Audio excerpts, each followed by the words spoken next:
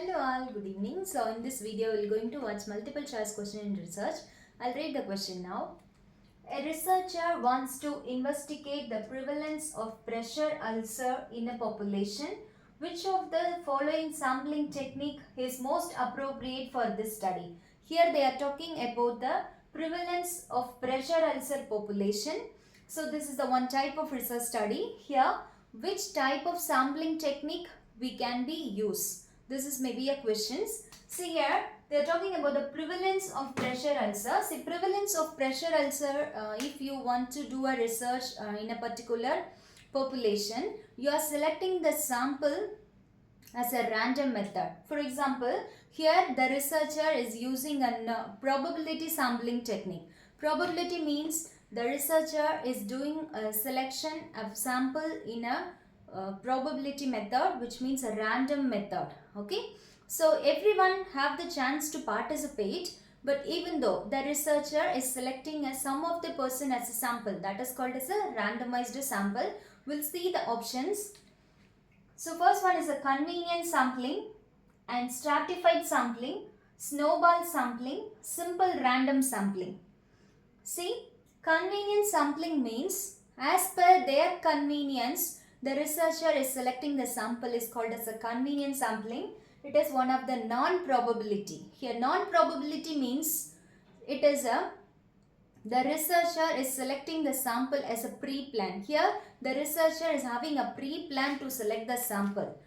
This person only I am going to select as my sample, like that he is having a plan to select the sample. But probability, there is no any plan. Randomly the researcher is selecting. Clear? So the convenience is one type of non-probability, so which will not be answer.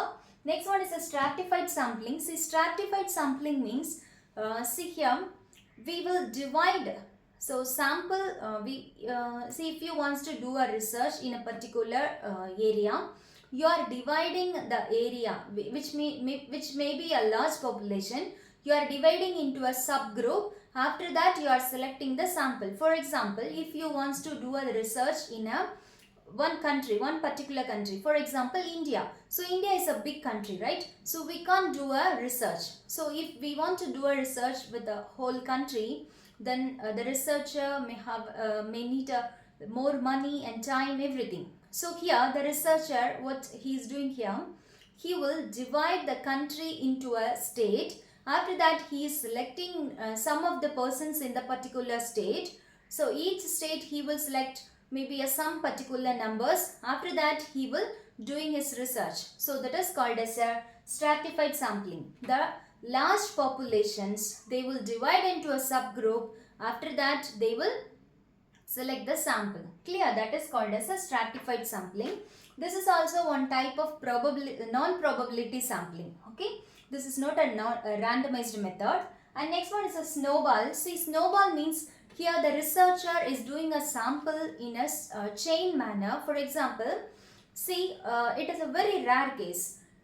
For example, brown sugar. If the person, those who are using drugs, so we will not, it is not easy, right, to collect the samples. So what they are doing here, first they will identify one particular case. After that, through his reference, they will identifying another one case. So after that, through that particular case, they will get another one sample. Then they will get another one, like that. They will doing their sampling with a chain manner. This is also, it is also non-randomized, which means a non-probability. So here the researcher is having the pre-plan to select the sample. So which one will be the answer? Simple random sampling is the answer, right? So here they are talking about the prevalence of pressure ulcer in a particular population. It is a one type of randomized sampling method. So this is maybe an answer. Okay. If you need a further clarifications about the research, so kindly post your questions. Okay. See you all. Bye-bye.